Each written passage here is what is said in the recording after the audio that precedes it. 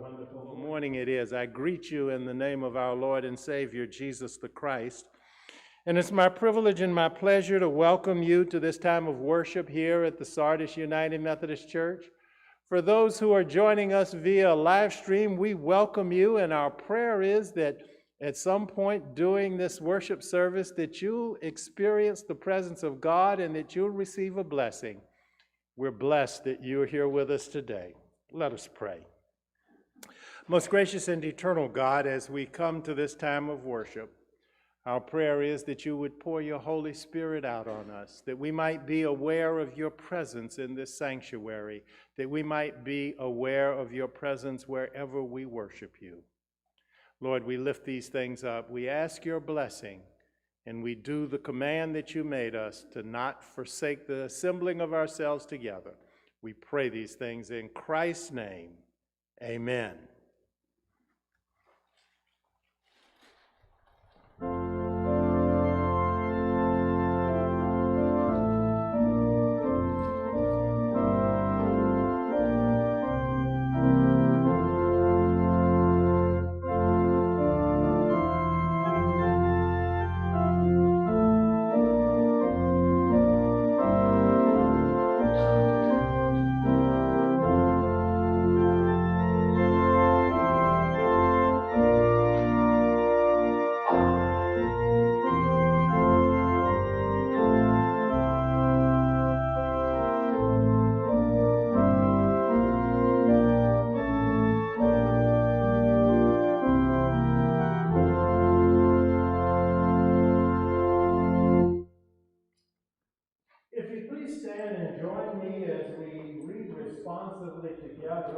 Psalter today is printed on the inside page of the bulletin. It's Psalm 86. If you would stand and let us read together. Hear me, Lord, and answer me, for I am poor and needy.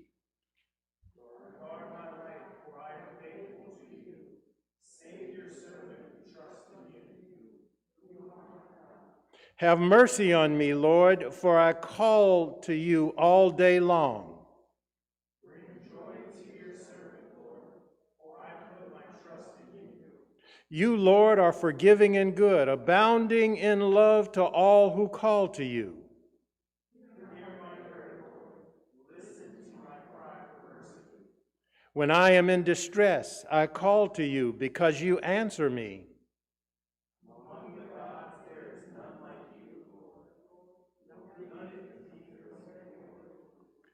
All the nations you have made will come and worship before you, Lord. They will bring glory to your name. For you are great and you marvelous deeds.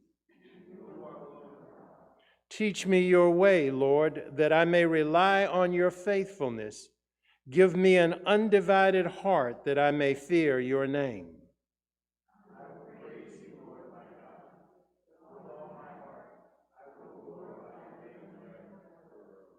For great is your love toward me. You have delivered me from the depths, from the realm of the dead.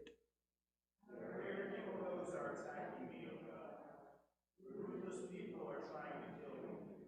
They have no regard for you. But you, Lord, are compassionate and gracious, slow to anger, abounding in love and faithfulness. Turn to me and have mercy on me. Show your strength in behalf of your servant. Save me, because I have served you just as my mother did. Give me a sign of your goodness, that my enemies may see it and be put to shame. Have helped me and comforted me. Please be seated.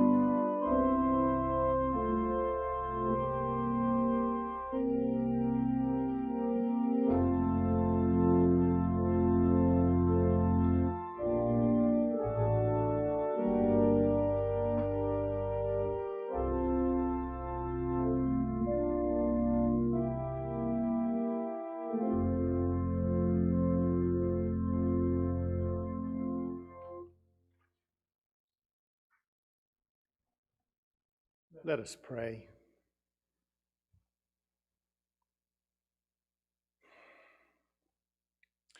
Lord, in this moment of silence, we listen for your voice. In this moment of silence, our prayer is that you would speak to us at the point of our need. Speak to us in the times of crisis that we face.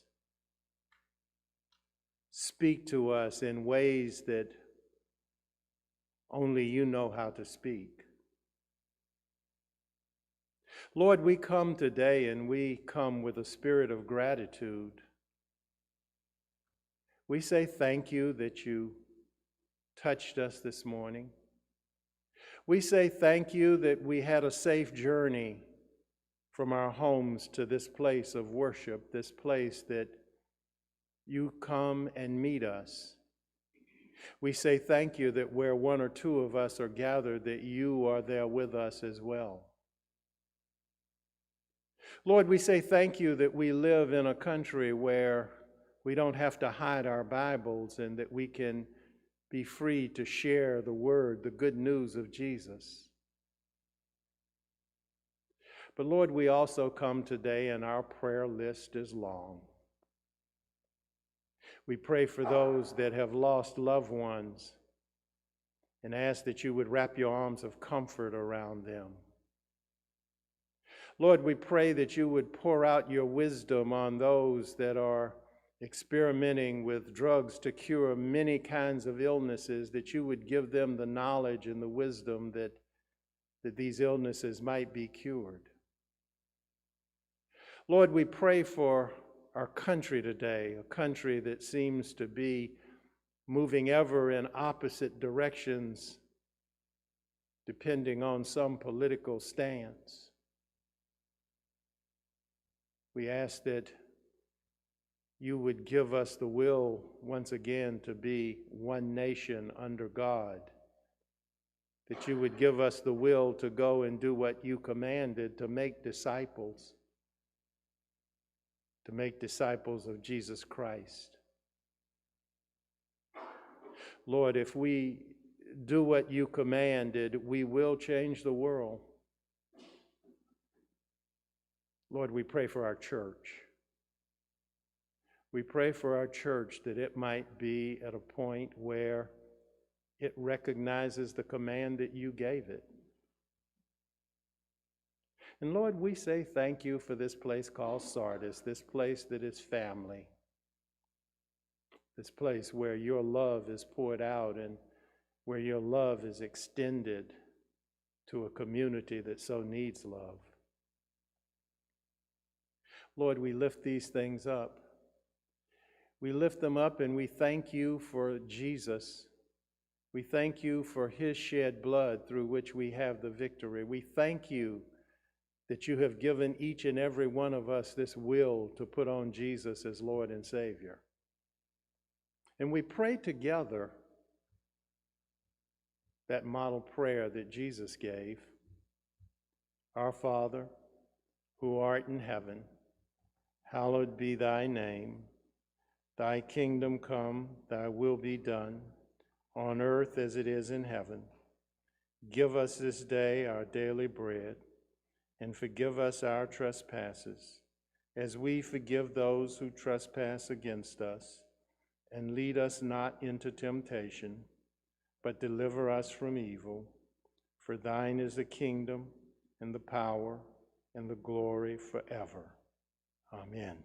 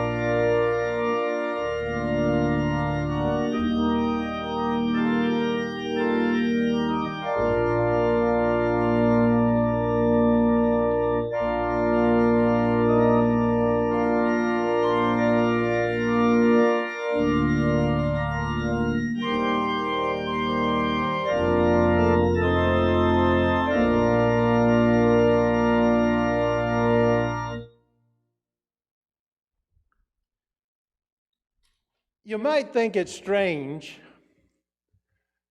to pick a song like that for Mother's Day, the battle hymn of the Republic. But there's a little history that goes with that.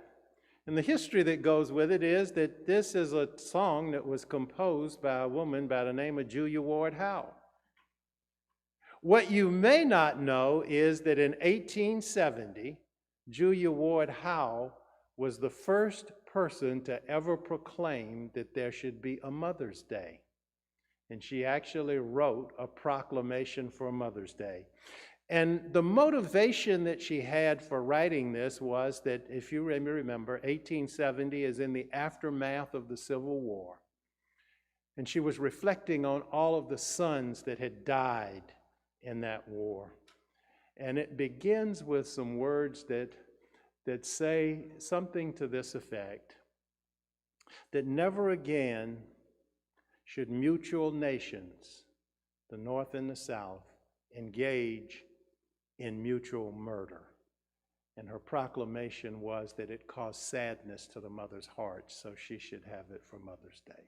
So just a note about why that song today. I want to share with you from the book of Proverbs today, and I'm going to read two passages of Scripture, the first chapter, the 8th through the 19th verse, 8th through the 9th verses, and then in the 31st chapter, 25 through 28. And I want you to hear what Solomon writes. Hear, my child, your father's instruction, and do not reject your mother's teaching, for they are a fair garland for your head and pendants for your neck. And then from chapter 31, verses 25, and I'm going to read all the way through 31. It speaks to mothers. Strength and dignity are her clothing, and she laughs at the time to come. She opens her mouth with wisdom, and the teaching of kindness is on her tongue. She looks well to the ways of her household and does not eat the bread of idleness. Her children rise up and call her blessed. Her husband, too, as he praises her. Many women have done excellently, but you surpass them all. Charm is deceitful and beauty is vain, but a woman who fears the Lord is to be praised. Give her a share in the fruit of her hands, and let her works praise her in the city gates. The word of God for the people of God, and we say thanks be to God. Today is Mother's Day, and I want to wish each and every one of you in the congregation a happy Mother's Day. You might notice that when I said that, I didn't restrict it particularly to the mothers, and there's a reason for that. Because Mother's Day is a day when we come together to celebrate all of those who have filled the role of mother in our lives. And it's not necessarily those who have birthed us, not necessarily those who have given us life. It's not necessarily those whose houses we have been raised in, but rather it is the role of those who have done the nurture and instruction that has guided us as we have gone through our times in life. And I say that because oftentimes there are single parents, single fathers that fill that role. These are the ones who are conduits of God's love and wisdom. We shared from Proverbs chapter 31 this morning, and I would encourage you to go and read the whole chapter at some time. This passage is attributed to a person by the name of King Lemuel, and it is thought that this was a pet name that Bathsheba had for her son Solomon. It reflects the teachings of his mother. She warns him against the dangers of immorality. She warns him against the dangers of alcoholism and addiction. She teaches him about the place of true justice in his life. And you know, as I read and reflected on that, it occurred to me that certainly in today's time, that these are lessons that would serve each and every one of us well. I need to share a personal feeling that I have with you. I have a problem with Mother's Day. Now, I don't want you to think that it's a day that I don't like. In fact, I look forward to celebrating it with my wife, the mother of my children, and with the mothers of my grandchildren, and I look forward to that each and every year. I don't disagree with its purpose. Mothers are to be honored and celebrated, not only on Mother's Day, but each and every day of the year. So you might ask the question, why do I have a problem with Mother's Day? It's because it's one of the most difficult days to preach a sermon. On several Mother's Days, my wife Mary has bailed me out, and she's spoken from this pulpit and other pulpits where I've served. The problem that comes with this is that there is a myriad of emotions that surround our mothers.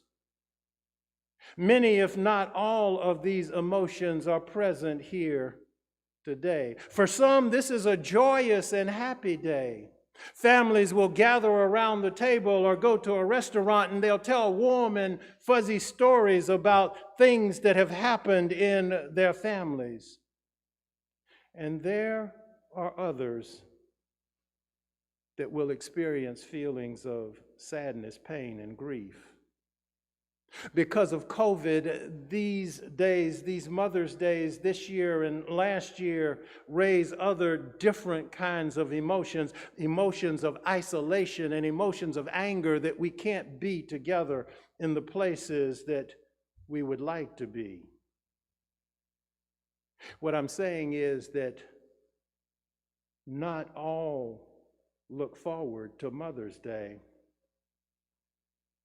Some of us have recently lost our mothers, and we come today grieving that loss. Some mothers have lost children in this past year, and that brings up a whole different set of emotions. You can understand how it's difficult to speak a word to those kinds of emotions. I talked with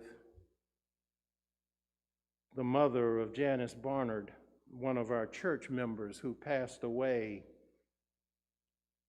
this week. And her comment to me was this: this is not the way it's supposed to be. A mother should never have to bury her child. My wife and I can relate to that. She lost a brother, and her mother, my mother-in-law, felt the same way.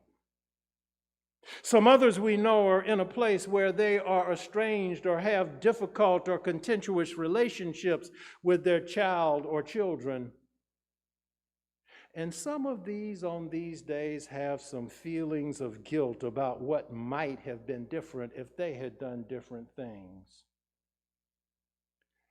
There are some others like Sarah, Abraham's wife, who grieve empty wombs.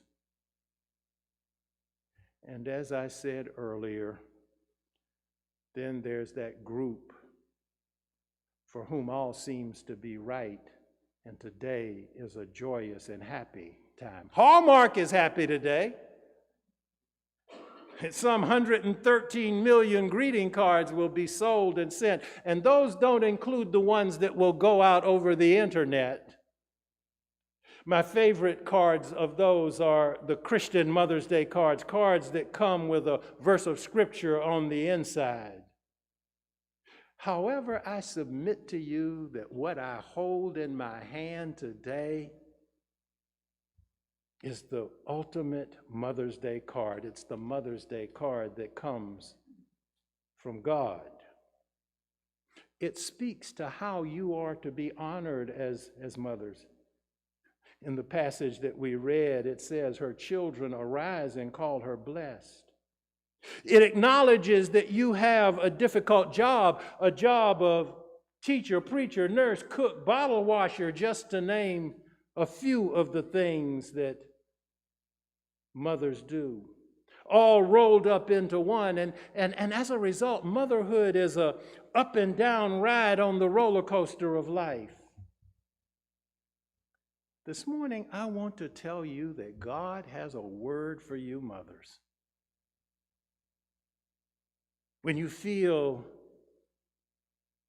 discouraged, God is saying to you, I understand. When you feel like giving up, remember that God says to you, I will give you strength and power. Those who hope in the Lord will renew their strength. God assures you that you have the power because you can do all things through Christ who strengthens you. When you need help, remember that God will be your ever-present help in time of need. You know, yesterday, one of Janice's children, her son, stood here, and he talked about a difficult time in his life. And he said this, were it not for my mother, I would be in a cemetery like that one today.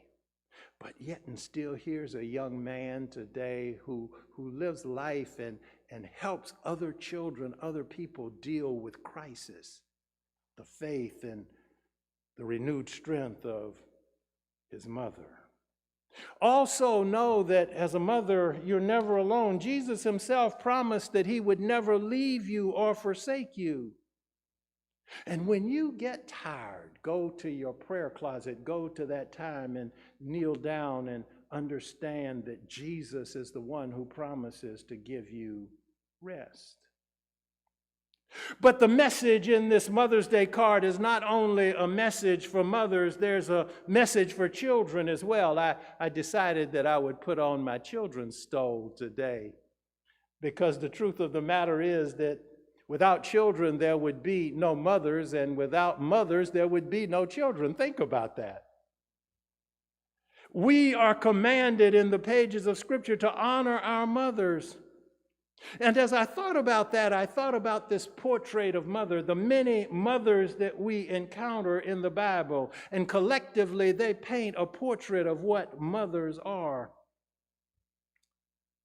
Adam named his wife Eve because she would become the mother of all living. That's what it says in the book of Genesis.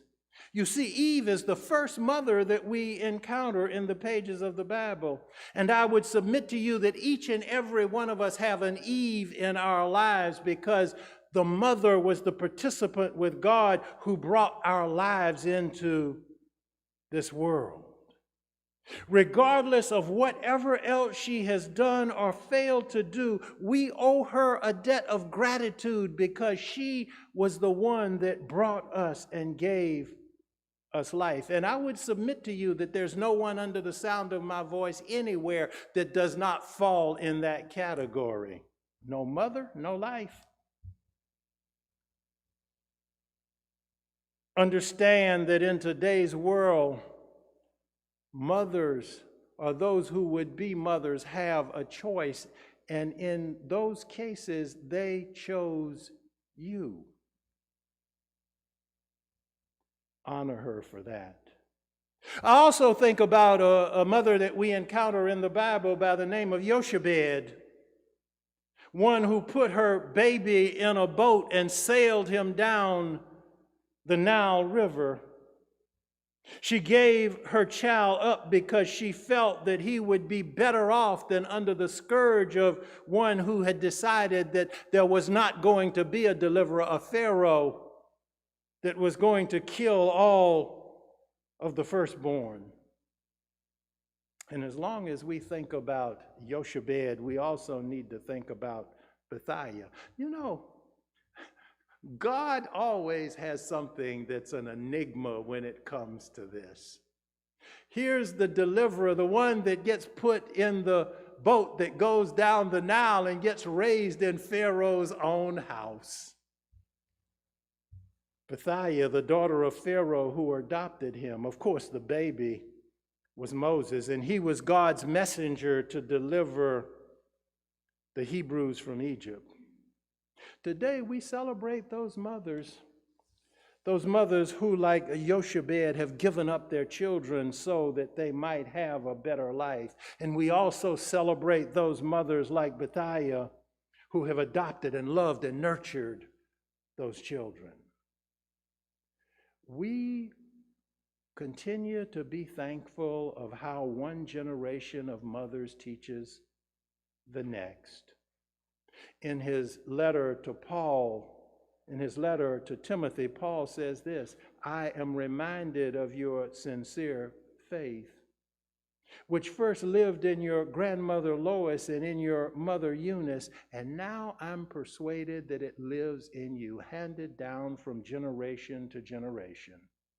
You know, I've heard it said that experience is the best teacher, and we honor our mothers when we learn from their experiences. So today, let us thank God for the wisdom that mothers pass from generation to generation.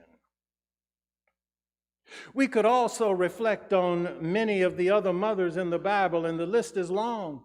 It includes names like Hannah and Naomi and Ruth and Esther, Bathsheba, just to name a few. However, our discussion for today would not be complete without considering Mary, the mother of Jesus.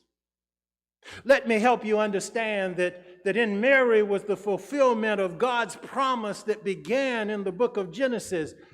This is God's Mother's Day card. The promise that began in Genesis. Hear what God speaks to Satan. There will be enmity between you and the woman, and between her offspring and hers, and he will crush your head. A word that is continued through Sarah and Rahab and Ruth and ends in Mary. I'm reminded that after some 90 years, you know, I've been through a couple of pregnancies with my wife, and I can't imagine a 90-year-old woman carrying a baby. But yet and still, that's the Sarah story. Through you, he promised, all nations will be blessed. We celebrate today that Mary is often referred to as the Christ bearer. She said yes.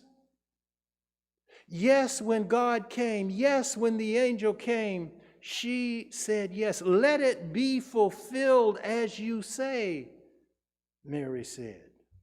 The message is much deeper than that, and that is that each mother is special down through that chain that you can read in the genealogy of Jesus in the Gospel of Matthew.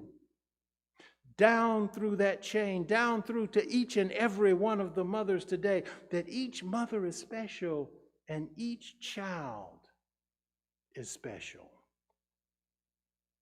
So today, on this day, as we hurry off to do the things that we do on Mother's Day, as we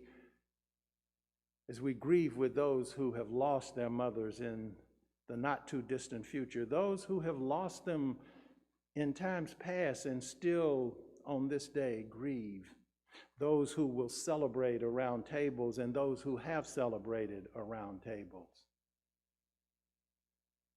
And we say, thank God for our mothers. Let us pray. Most gracious and eternal God, we say thank you. We say thank you for the gift of mothers. And Lord, our prayer is that we might ever be children that honor and express gratitude for the mothers that birthed us. That we might have gratitude and honor those who have filled the role of mother in our lives, even if just for a brief period of time. Someone who may have walked with us through a crisis. Someone who may have listened when we had a problem. Lord, we say thank you for the wisdom that you've poured out in these. But most of all, we thank you for Jesus. We thank you for all that he has done. And we ask these things and we lift them up. We do it in Christ's name. And God's children said, amen. Why don't we stand and sing a verse of this hymn, number 710? In the place where it says fathers, we're going to say mothers.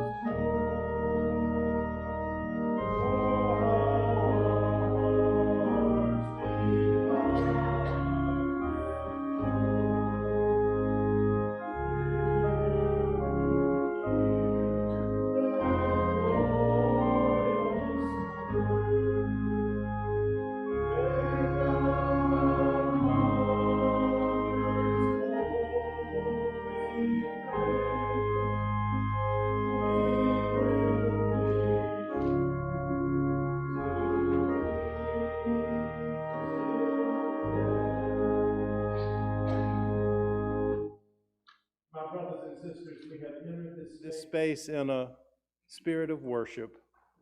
We leave in a spirit of celebration. We leave in a spirit to go and share the good news of Christ Jesus.